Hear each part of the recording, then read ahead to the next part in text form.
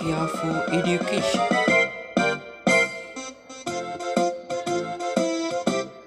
Hi students, நாங்கள் இன்றைக்கு பார்க்க போகிறது கிரேட் 6 யூனிட் 2 இந்த எக்ஸசைஸ், அதாவது பயிற்சியால் தான் நாங்கள் இன்றைக்கு பார்க்க போகிறோம். வினாவிட மாதிரி நான் விட சொல்லும் மட்டும் நீங்கள் வெயிட் பண்ண வேண்டாம். தயவு செய்து நீங்கள் அந்த கேள்வியை வாசித்து அதுக்குரிய ஆன்சரை எழுதுங்கோ.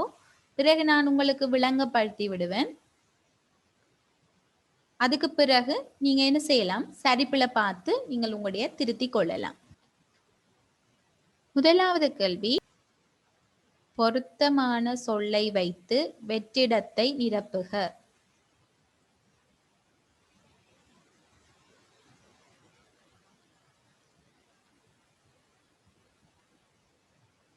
அப்ப இங்க கேட்டுக்கு பொருத்தமான சொல்லை வைத்து வெற்றிடத்தை நிரப்புகன்னு கேட்க நீங்கள் இந்த வெற்றிடத்துல நீங்கள் எழுத வேணும் அந்த ஆன்சரை.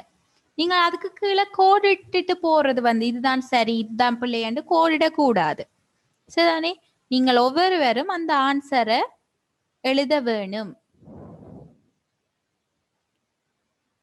முதலாவது கேள்வி, புறத்தேக்க சாதனங்களை கணனியுடன் இணைக்கும் போது டேஷ் செய்த பின்னரே தொடுக்கப்படல் வேண்டும். இதுல 2 விடையா வந்திருக்குது, நச்சுநிரல் சோதனை, முறைமை சோதனை. இப்ப நீங்கள் இதுல சரியான ஆன்சரை புள்ளி கோட்டில எழுதுவீங்க. சரியான ஆன்சரை புள்ளி கோட்டில எழுதுவீங்கள்.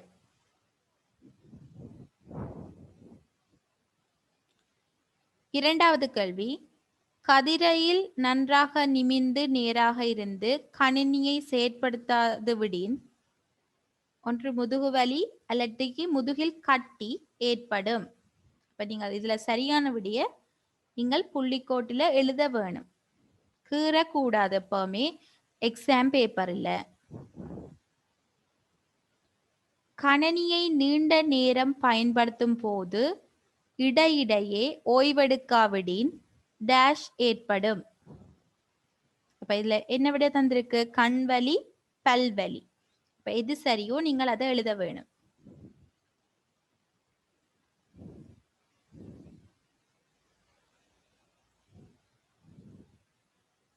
உரிமம் பெற்ற மென்பொருளினை, நான்காவது கேள்வி, உரிமம் பெற்ற மென்பொருளினை நகல் செய்து டேஷ். அப்ப அதுல என்ன செய்யலாம், பயன்படுத்தலாம், பயன்படுத்தக்கூடாது என்ற இருவிடைகள் தந்திருக்கிறேன்.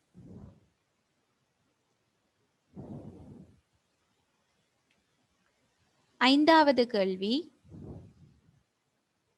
ஆசிரியரின் அனுமதியின்றி புறத்தேக்க சாதனங்களை பயன்படுத்தல் கூடாது என்பது டேஷ் அடங்கும்.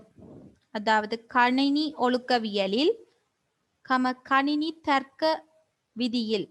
அப்ப நீங்கள் இல்ல இவ்வளத்திலையும் உங்களுக்கு தந்திருக்கிறத நீங்கள் பொருத்தமான விடையை தெரிவு செய்து எழுத வேணும். கவனிங்கோ, பொருத்தமான சொல்லை வைத்து வெற்றிடத்தை நிரப்புக. நீங்கள் எழுதத்தான் வேணும், நான் உங்களுக்கு கோடிட்டு காட்டுறேன் இதுல இது சரியான விடை என்று. புறத்தேக்க சாதனங்களை கணினியுடன் இணைக்கும் போது இதுல 2 விடை இருக்கு, நச்சுநிரல் சோதனை, முறைமை சோதனை. செய்த பின்னரே தொடுக்கப்படல் வேண்டும். நாங்கள் ஒரு புறத்தேக்க சாதனங்களை, அதாவது இப்ப பென் டிரைவோ இல்லது எக்ஸ்டர்னல் ஹார்ட் டிஸ்கோ ஏதாவது நாங்கள் தொடுக்க அந்த புறத்தேக்க சாதனங்களை ஒரு கம்ப்யூட்டர்ல இருந்து வேற கம்ப்யூட்டர்ல இருந்து நாங்கள் எடுத்துக்கொண்டு எங்கட கம்ப்யூட்டர்ல நாங்கள் இதை போடும்போது நச்சுநிரல், அதாவது வைரஸ் செக்கிங் செய்யணும், சரி, ஸ்கேன் பண்ணணும். அப்ப நச்சுநிரல் சோதனை என்பதுதான் இதுக்கு பொருத்தமான விடை. அப்ப நாங்கள் எங்கட கம்ப்யூட்டர் கணினி சாதனங்களை பாதுகாக்கணுமெண்டா நாங்கள் புறத்தேக்க சாதனங்களை பயன்படுத்திக்க நச்சுநிரல் சோதனை செய்த பின்னர் தான், அதாவது ஸ்கேன் பண்ணின பிறகுதான் நாங்கள் அதை பயன்படுத்தணும். அப்ப இதற்கு விடை, முதலாவதுக்கு விடை நச்சுநிரல் சோதனை. இரண்டாவது கேள்வியை பாருங்கோ, கதிரையில் நன்றாக நிமிர்ந்து நேராக இருந்து கணினியை செயற்படுத்த அது விடி கதிரையில் அப்ப நாங்கள் ஒரு கம்ப்யூட்டரை பாவி கேட்க கதிரையில இப்படி இருக்க வேணும் நீங்கள். இப்ப கதிரையில நீங்கள் குனிந்து கொண்டெல்லாம் இருக்கக்கூடாது. எப்படி இருக்கணும்? நிமிர்ந்து நேராக இருந்து கணினியை செயற்படுத்த வேணும். அப்படி செயற்படுத்தாது விடின் என்ன ஏற்படும் எங்களுக்கு? இதுல 2 விடைகள் இருக்குது. முதுகு வலி ஒன்று, அடுத்து முதுகில் கட்டி. எங்களுக்கு உண்மையாவே ஏற்படக்கூடிய சாத்தியக்கூறு கூடினது வந்து முதுகு வலி. முதுகு வலி தான் எங்களுக்கு நாங்கள் சேர்ல ஒழுங்கா இருக்காட்டிக்கு ஏற்படுவது. அப்ப இதுக்கு விடை முதுகு வலி. அடுத்தது பாருங்க, கணினியை நீண்ட நேரம் பயன்படுத்தும் போது இடையிடையே ஓய்வெடுக்காவிடின் என்ன ஏற்படும்? தொடர்ந்து நாங்கள் கம்ப்யூட்டர் ஸ்கிரீனை பார்த்து கொண்டிருந்தா எங்களுக்கு கண் வலி ஏற்படும். கண் வலி.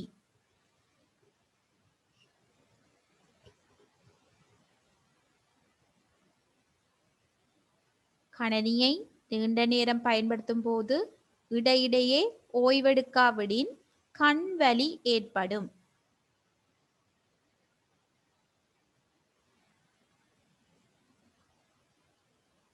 அடுத்தது கவனிங்கோ, உரிமம் பெற்ற மென்பொருளினை நகல் செய்து பயன்படுத்தலாம் பயன்படுத்தக்கூடாதுன்னு வந்திருக்கு. அப்ப உரிமம் பெற்ற மென்பொருளினை நகல் செய்து பயன்படுத்தக்கூடாது, அது சட்டவிரோதம். அப்ப என்ன விடை வரும்? பயன்படுத்தக்கூடாது. பயன்படுத்தக்கூடாது.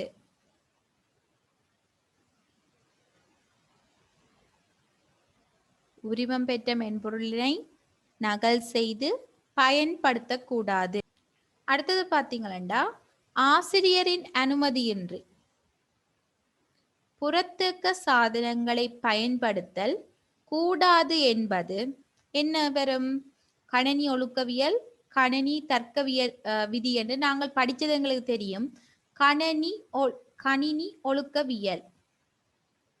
அப்ப ஆசிரியரின் அனுமதியின்றி புறத்தக்க சாதனங்களை பயன்படுத்தல் எதற்குள் அடங்கும்?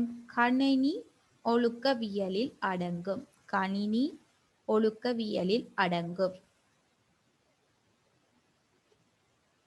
இந்த கேள்வியை மதிவா நீங்கள் வாசிக்கணும். பின்வரும் வினாக்கள் சரியாயின் சரி எனவும் பிழையாயின் பிழை எனவும் எழுதுக வேண்டாம். நீங்கள் கட்டாயம் சரி பிழை என்று மட்டும்தான் எழுதணும். சரி பிழை என்று குறியீடுல போட்டீங்கன்னா பிழை. முதலாவது நான் வாசிக்கிறேன் கேள்விய. முதலாவது, ஒருவரின் அனுமதியின்றி அவரது மென்பொருளினையோ தகவல்களையோ நாம் நகல் செய்தல் கூடாது. ஒருவரின் அனுமதியின்றி அவரது மென்பொருளினையோ தகவல்களையோ நாம் நகல் செய்தல் கூடாது. இரண்டாவது, கணினி ஆய்வுக்கூடத்தில் புறத்தக்க சாதனங்களை எமது விருப்பப்படி நாம் பயன்படுத்தலாம். கணினி ஆய்வுக்கூடத்தில் புறத்தக்க சாதனங்களை எமது விருப்பப்படி நாம் பயன்படுத்தலாம். மூன்றாவது,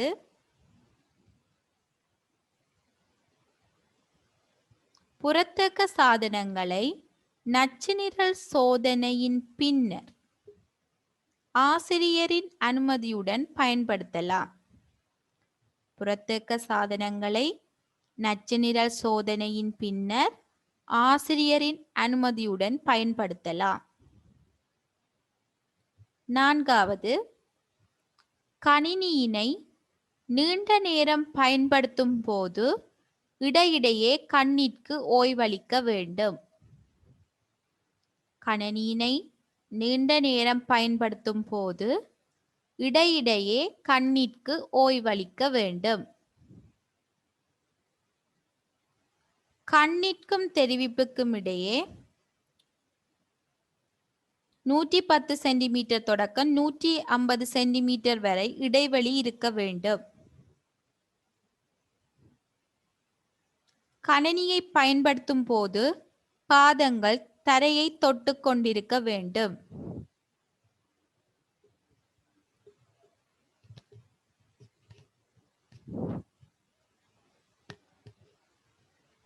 உங்களோட விடைய குடிச்சிருப்பீங்கன்னு நினைக்கிறேன். இப்ப முதலாவது பாருங்க, ஒருவரின் அனுமதியின்றி அவரது மென்பொருளினையோ தகவல்களையோ நாம் நகல் செய்தல் கூடாது என்பது சரியான விடை. இதுல சரி என்று நீங்கள் குறித்து கொள்ள வேண்டும். ஒருவரின் அனுமதியின்றி அவரது மென்பொருளையோ தகவல்களையோ நாம் நகல் செய்தல் கூடாது. சரி.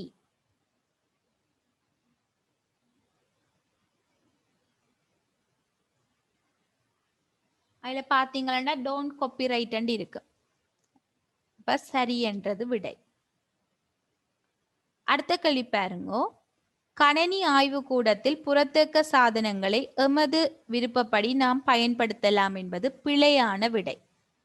கணனி ஆய்வு கூடத்துல புறத்தக்க சாதனங்களை நாங்கள் ஆசிரியற்ற அனுமதியோட நச்சு நிரல் சோதனைக்கு உட்படுத்தின பின்னர் தான் நாங்கள் அதனை பயன்படுத்த வேண்டும். எங்கட விருப்பப்படி பயன்படுத்த கூடாது. அப்ப இது பிழையான கூற்று.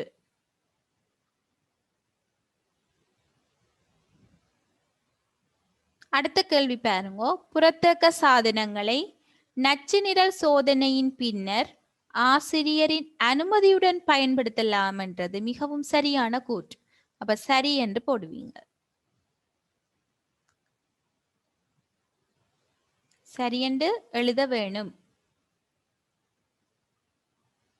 நான்காவது கேள்வி, கணினியினை நீண்ட நேரம் பயன்படுத்தும் போது இடையிடையே கண்ணிற்கு ஓய்வளிக்க வேண்டும். ஓம் தொடர்ந்து பார்த்து கொண்டு கேட்க எங்கட கண் சோர்வாகிடும். சரிதானே? அப்ப தொடர்ந்து நீங்கள் அதையே தொடர்ச்சியா செய்து கொண்டு வரைக்கே எங்களுக்கு என்ன கண் குறைபாடுகள் ஏற்பட வலிக்கிடும். அப்ப நீங்கள் ஒரு கம்ப்யூட்டரை இப்ப நீங்கள் ஒரு 10 நிமிஷம் பாத்தீங்கன்னா தொடர்ந்து ஒரு 5 நிமிஷத்துக்கு ஒரு இடைவெளி விட்டு விட்டு தான் பார்க்கணும். தொடர்ந்து உங்களோட கம்ப்யூட்டரையே நீங்க பார்த்து கொண்டிருந்தீங்களா, இல்ல டிவியோ கம்ப்யூட்டரையோ பார்த்து கொண்டிருந்தீங்கன்னா உங்களோட கண் பழுதாக போயிடும். அதாவது கண் குறைபாடுகள் ஏற்படும். அப்ப இதுல கணினியினை நீண்ட நேரம் பயன்படுத்தும் போது இடையிடையே கண்ணிற்கு ஓய்வளிக்க வேண்டும் என்பது சரியான விடை, சரியான கூற்று. அப்ப சரி என்று போடுவீங்க.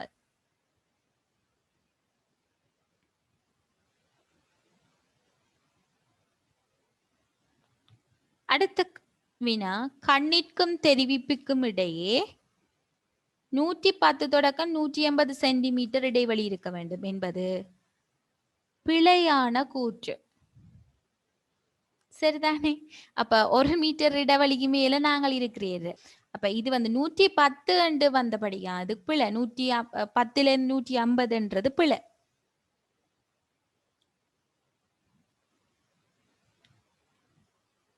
அடுத்த 6வது வினாவை பார்ப்போம். கணினியை பயன்படுத்தும் போது பாதங்கள் தரையை தொட்டு கொண்டிருக்க வேண்டும். ஓம். அப்ப இது சரியான விடையோ? ஓம். ஏன்? கணினியை பயன்படுத்தும் போது கால்கள் நாங்கள் நேராக வைத்து நாங்கள் என்ன செய்யணும், தரையை தொட்டிருக்கு படிதான் வச்சிருக்கணும். இல்லாட்டிக்கு நாங்கள் காலை ஒழுங்கா வச்சு காட்டிக்கு எங்களுக்கு பாதங்கள்ல வலி ஏற்படும்.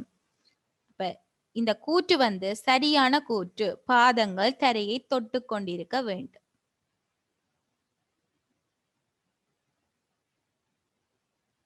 நாங்கள் அடுத்த கேள்விக்கு நகருவோம். ஓகே.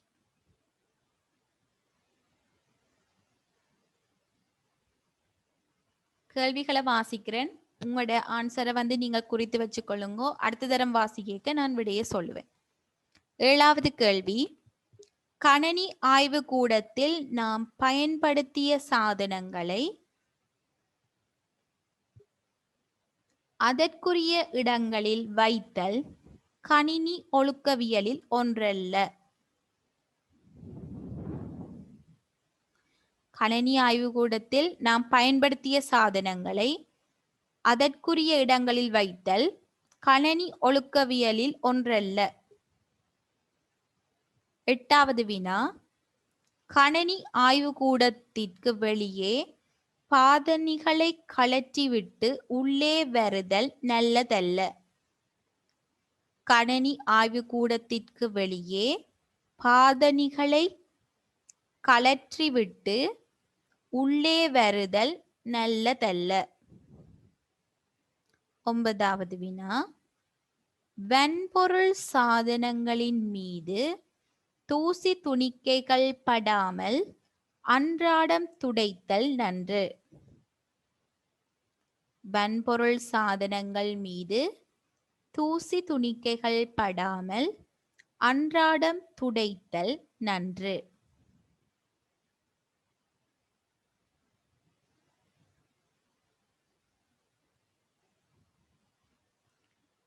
பாடசாலை விட்டு வீடு செல்லும் போது கணினி ஆய்வுக்கூடத்தில் கணனிகள் யாவும் மின் தொடுப்பிலிருந்து அகற்றப்பட்டு விட்டனவா என பரிசோதித்தல் நன்று.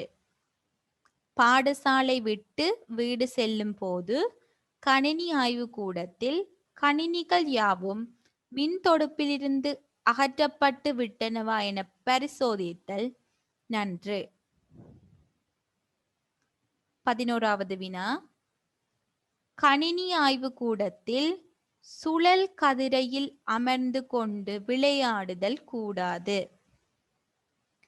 கணினி ஆய்வுக்கூடத்தில் சுழல் கதிரையில் அமர்ந்து கொண்டு விளையாடுதல் கூடாது.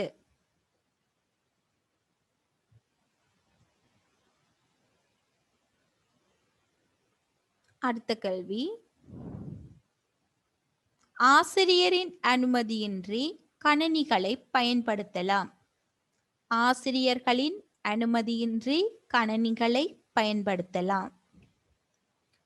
13வது கேள்வி, கணினி ஆய்வுக்கூடத்தினுள் காணப்படும் UPS தீயணைப்பு கருவி என்பன பற்றி ஆசிரியரிடம் கேட்டு அறிந்து கொள்ளல் நன்று. கணினி ஆய்வுக்கூடத்தினுள் காணப்படும் UPS தீயணைப்பு கருவி என்பன பற்றி ஆசிரியரிடம் கேட்டு அறிந்து கொள்ளல் நன்று.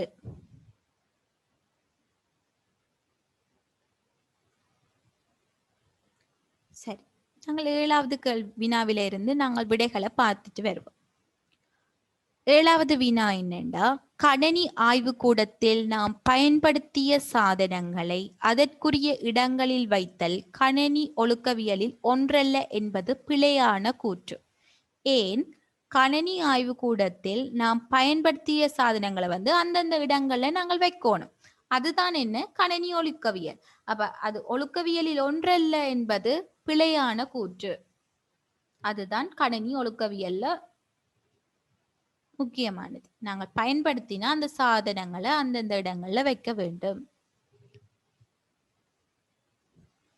8வது வினா, கணினி ஆய்வுக்கூடத்திற்கு வெளியே பாதணிகளை கழற்றிவிட்டு உள்ளே வருதல் நல்லதல்ல.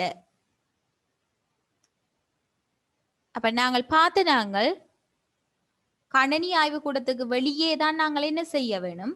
பாதணிகளை கழற்றி விட்டு வர வேணும். அப்படி செய்யாம விட்டோம்னா தூசு துணிக்கைகள் என்ன செய்திடும்? கணினி ஆய்வுக்கூடத்தினுள்ளே வந்துடும். அப்ப நாங்கள் எப்பவுமே எங்களோட எப்பவுமே நாங்கள் எங்களோட பாதணிகளை என்ன செய்யணும்? கணினி ஆய்வுக்கூடத்துக்கு வெளியே கழட்டி விட்டு வரணும்.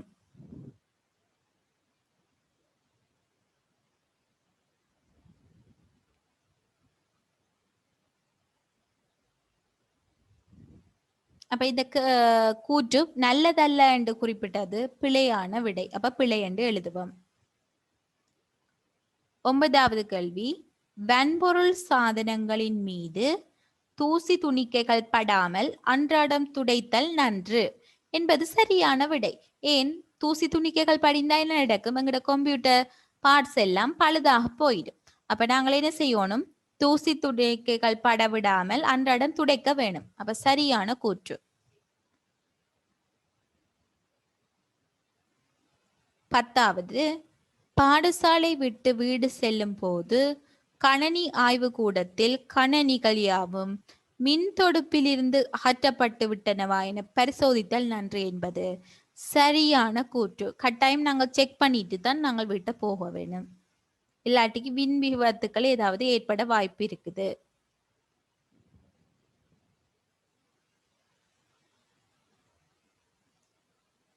பதினோராவது வினா, கணனி ஆய்வு கூடத்தில் சுழல் கதிரையில் அமர்ந்து கொண்டு விளையாடுதல் கூடாது. நாங்கள் அப்படி விளையாடக்கூடாது. இப்ப நாங்கள் வளமையா சில பேர் செய்யறவ அதெல்லாம் நாங்கள் அப்படி என்ன செய்யக்கூடாது. நாங்கள் கணனி கதிரை எங்களுக்கு தெரியும் அது சுத்தும் தான். ஆனா நீங்க என்ன செய்யக்கூடாது, சுத்தி விளையாடக்கூடாது. இது வந்து விரைவில் பழுதாயிடும் அந்த கணனி கதிரைகள். சரிதானே? அப்ப கணனி ஆய்வு கூடத்தில் சுழல் கதிரையில் அமைந்து கொண்டு விளையாடுதல் கூடாது என்பது சரியான விடை. அடுத்தது பாத்தீங்கன்னா, ஆசிரியரின் அனுமதியின்றி கணினிகளை பயன்படுத்தலாம். ஆசிரியரின் அனுமதியின்றி கணினிகளை பயன்படுத்தலாம் என்பது பிழையான விடை. அனுமதியுடன் தான் நாங்கள் கணினிகளை பயன்படுத்த வேண்டும் ஆய்வுக்கூடத்தில்.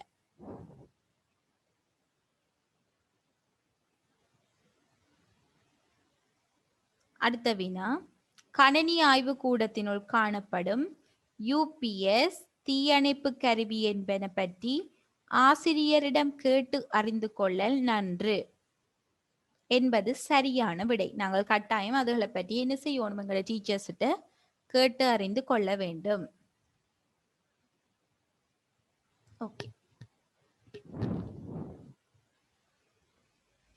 14 தொடக்கம் 20 வரையான வினாக்களை நான் வாசிக்கிறேன். நீங்கள் உங்களோட விடைகளை முதல் குறித்து கொள்ளுங்க.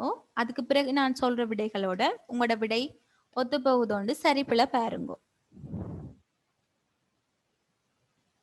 14வது வினா, யூபிஎஸ் ஆனது கணினிகளுக்கு மின்னோட்டத்தினை சீராக வழங்குகின்றது.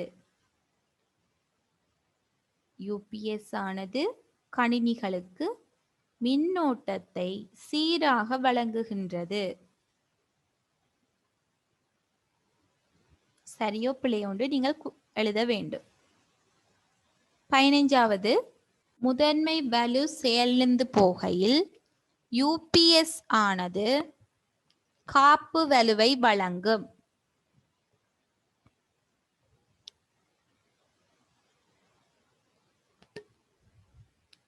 அடுத்த கேள்வி, ஒரு களவு மென்பொருளினை பயன்படுத்தல் கூடாது, ஏனெனில் அது சட்டவிரோதமானதும் கணினி ஒழுக்கவியலுக்கு முரணானதும் ஆகும்.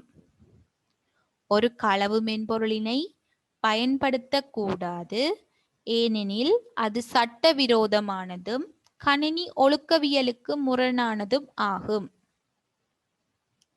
17வது கேள்வி, ஒரு களவு மென்பொருளினை பயன்படுத்தல் கூடாது, ஏனெனில் அது நச்சு நிரலினை கொண்டிருக்கலாம்.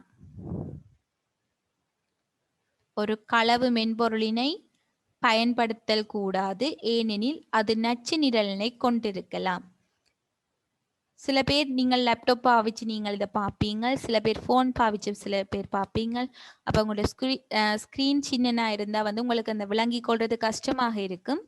ஆகவே தான் நான் உங்களுக்கு இந்த கேள்விகளை வாசிச்சு விடுறேன். இப்போ நீங்கள் வாசிக்க நீங்கள் கேட்டு உங்களுக்கு ஸ்க்ரீன் விளங்காட்டிக்கு உங்களால் எழுதி கொள்ளக்கூடிய மாதிரி இருக்கு.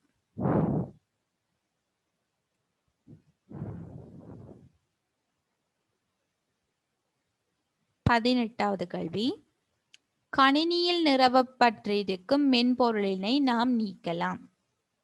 கணினியில் நிறுவப்பட்டிருக்கும் மென்பொருளினை நாம் நீக்கலாம்.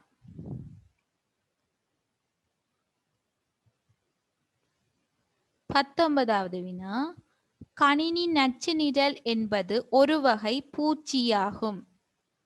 கணினி நச்சு நிரல் என்பது ஒரு வகை பூச்சியாகும். 20வது வினா, கணினி ஆய்வு கூடத்தினை பூட்டிய கதவு மூலம் பாதுகாக்கலாம். கணினி ஆய்வு கூடத்தினை பூட்டிய கதவு மூலம் பாதுகாக்கலாம்.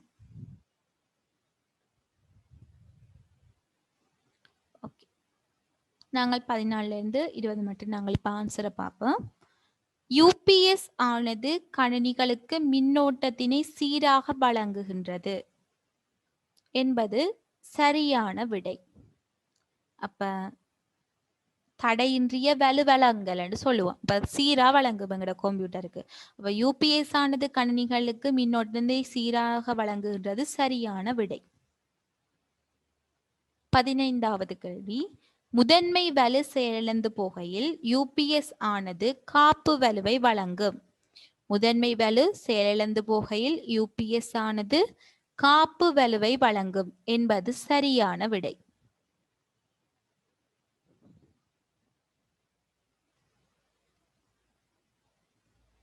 ஒரு களவு மென்பொருளினை பயன்படுத்தல். 16வது கேள்வி, ஒரு களவு மென்பொருளினை பயன்படுத்தக்கூடாது, ஏனெனில் அது சட்டவிரோதமானதும் கணினி ஒழுக்கவியலுக்கு முரணானதும் ஆகும் என்பது மிகவும் சரியான விடை. அப்ப சரி என்று எழுதுவீங்க.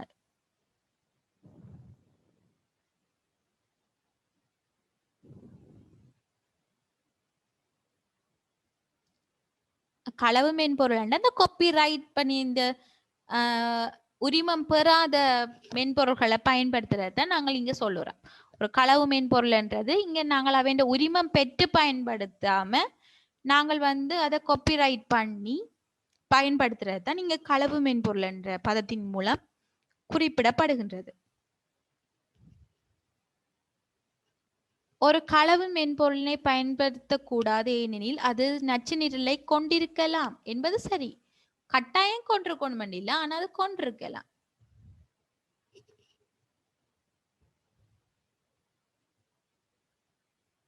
அடுத்தது பாருங்க,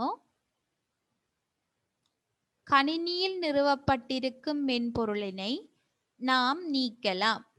நாங்கள் ஒரு கம்ப்யூட்டர்ல ஒரு மென்பொருளை இன்ஸ்டால் பண்றோம், எங்களுக்கு தேவையில்லாடிக்கு என்ன செய்யலாம், நாங்கள் அன்இன்ஸ்டால், அதாவது நீக்கம் செய்யலாம். அன்இன்ஸ்டால்ண்டா என்ன, நீக்கிறது. அப்ப கணினியில நிறுவப்பட்டிருக்கும் மென்பொருளினை நாம் நீக்கலாம் என்றது சரியான விடை, சரியான கூற்று. அப்ப சரி என்று எழுதுவீங்க. 19வது கேள்வி, கணினி நச்சு நிரல் என்பது ஒரு வகை பூச்சியாகும் என்பது பிழையானது. பிழையான கூற்று. ஏன்? கணினி நச்சு நிரல் என்பது ஒரு செய்நிரல், அதாவது ஒரு மென்பொருள், அதாவது பயனருக்கு தீங்கு விளைவிக்கின்ற ஒரு மென்பொருள் அல்லது செய்நிரல் தான் என்ன, கணினி நச்சு நிரல். ஒரு பூச்சியாகும் என்பது பிழை. ஆய்வு கூடத்தினை பூட்டிய கதவு மூலம் பாதுகாக்கலாம் என்பது சரி. எனினும் பூட்டிய கதவு மட்டும் காணாது. இப்ப பூட்டிய கதவின் மூலம் என்னத்திலிருந்து பாதுகாக்கலாம், திருடர்கள் பயம், சரிதானே, அந்த பயத்திலிருந்து பாதுகாக்கலாம் என்ப கூற்று சரி. அடுத்த கேள்விக்கு நாங்கள் நகருவோம்.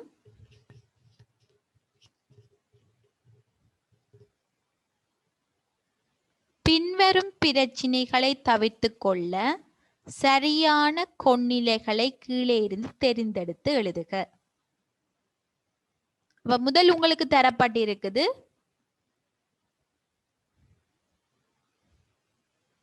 எங்களுக்கு ஏற்படுற பிரச்சனைகள், சரிதானே, தவறான கொள்நிலைகள் மூலம் ஏற்படுற பிரச்சனைகள். ஆகவே என்னென்ன கொள்நிலைகளை நாங்கள் மேற்கொள்றதன் மூலம் இதை நாங்கள் தீர்த்து கொள்ளலாம் என்பதை நாங்கள் பார்ப்போம். ஃபர்ஸ்டா நீங்கள் என்ன செய்ய போறீங்க, கீழே தரப்பட்ட அடைப்புக்குள் தரப்பட்ட சொற்கள்ல இருந்து நீங்க இங்க தெரிந்தெடுத்து எழுத போறீங்க. பின்வரும் பிரச்சனைகளை தவிர்த்து கொள்ள சரியான கொள்நிலைகளை இந்த கீழே அடைப்புக்குள்ள இருந்து நீங்கள் என்ன செய்யணும், தெரிந்தெடுத்து எழுத வேணும்.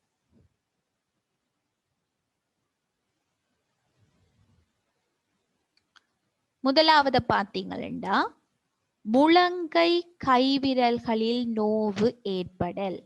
முழங்கை கைவிரல்களில் நோவு ஏற்படல். இரண்டாவது என்ன, முதுகு வலி ஏற்படுதல். மூன்றாவது கண் வலி ஏற்படுதல். நாலாவது என்ன, பாதங்களில் வலி. சரி, முழங்கை கைவிரல்களில் நோவு ஏற்படல் அண்டு பார்க்க நாங்கள் என்னென்ன வரும். இப்ப முதலாவது நாங்கள் விடைகளை பார்ப்போம். பாதங்கள் தரையை தொட்டு கொண்டிருக்க வகை செய்தல். அப்ப பாதங்கள் தரையை தொட்டு கொண்டிருக்க வகை செய்தல் எதுக்கு வரும்? பாதங்கள்ல வலி ஏற்படுறதை தவிர்க்கிறதுக்கு வரும். முதுகை நேராக வைத்து பொருத்தமான கதிரையில் அமர்த்தல். இது என்னத்துக்கு எங்களுக்கு உதவும்? முதுகு வலி ஏற்படுவதை தவிர்த்துக் கொள்வதற்கு உதவும். அடுத்தது பாத்தீங்கன்னா கண்ணிற்கும் தெரிவிக்கும் இடையே 40 தொடக்கம் 75 சென்டிமீட்டர் இடைவெளி இருத்தல். அது என்னத்துக்கு எங்களுக்கு? கண் வலி ஏற்படுறதை தவிர்க்க. அடுத்தது பாத்தீங்கன்னா விசைப்பலகையையும் சுட்டியையும் முழங்கைக்கு நேராக வைத்தல் எங்கள முழங்கை கைவிரல்களில் நோவு ஏற்படுவதை தவிர்க்கும். அப்ப திருப்பி சொல்றேன், முழங்கை கைவிரல்களில் நோவு ஏற்படுவதை தவிர்க்க நாங்கள் விசைப்பலகையையும் சுட்டியையும் முழங்கைக்கு நேராக வைக்க வேண்டும். முதுகுவலி ஏற்படுறதுக்கு அதனை தடுக்கும் முகமாக முதுகை நேராக வைத்து பொருத்தமான கதிரையில் அமர்தல் வேண்டும். கண்வலி ஏற்படுறத தவிர்க்கிறதுக்கு சரியான கொள்நிலை கண்ணிற்கும் தெரிவிப்பிக்கும் இடையே 40 தொடக்கம் 75 சென்டிமீட்டர் இடைவெளி இருத்தல் வேண்டும். அடுத்தது பாதங்கள்ல வலி ஏற்படுறத தவிர்க்க பாதங்கள் தரையை தொட்டு கொண்டிருக்க வகை செய்தல் வேண்டும். அதாவது தொட்டிருக்கும்படி வச்சிருக்க வேண்டும். நாங்கள் இந்த வகுப்பை இத்துடன் நிறைவு செய்து கொள்ளுவோம். டியர் ஸ்டூடெண்ட்ஸ், தொடர்ந்தும் கியாஃபோ எஜுகேஷன் மூலமாக நடாத்தப்படும் வகுப்புகளில் கலந்து கொள்ள இந்த சேனலை சப்ஸ்கிரைப் பண்ணுங்கள், பெல் பட்டனை கிளிக் பண்ணுங்கள்.